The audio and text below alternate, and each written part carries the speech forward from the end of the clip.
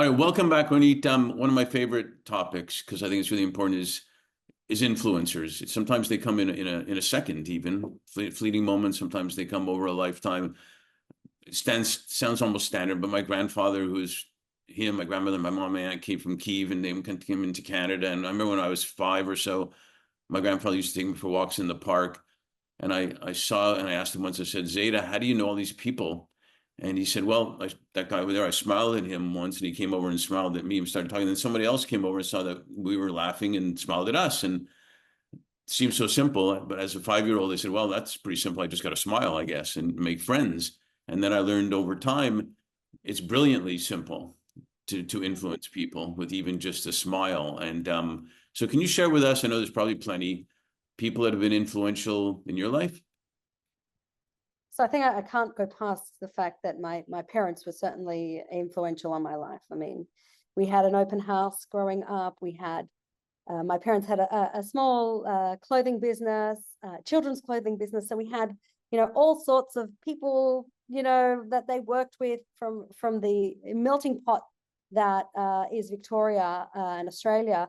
And I think that just their example of treating everybody with respect and this open warmth and hospitality that we always had in our home, I think was very influential on me and on the way that I've created my home today. And even our organization, I think that if anyone engages with us as an organization in terms of Rozana, they feel the warmth and the openness and the inclusivity.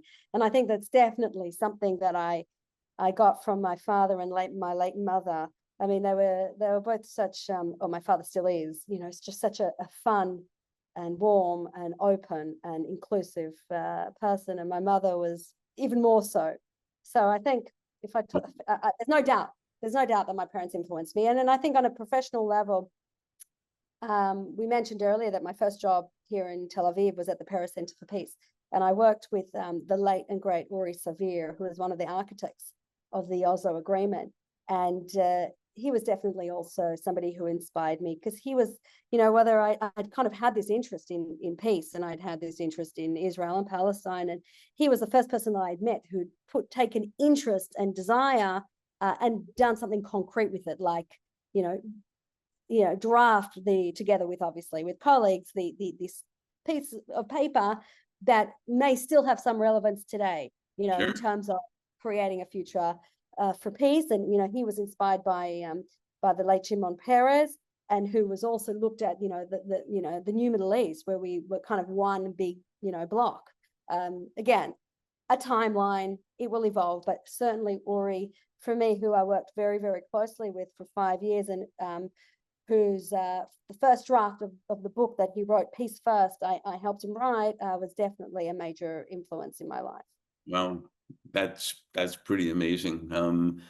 Yeah, I've always seen that. I think people should realize more that we're all influencing people all the time, and a lot of times we don't even know. And so it's really our choice to be positive or negative. Teachers go through that all the time. They don't even know the impact they make all the time. And so it's something we should recognize because of the influence that we've had from other people. So thanks for sharing that. It's really important.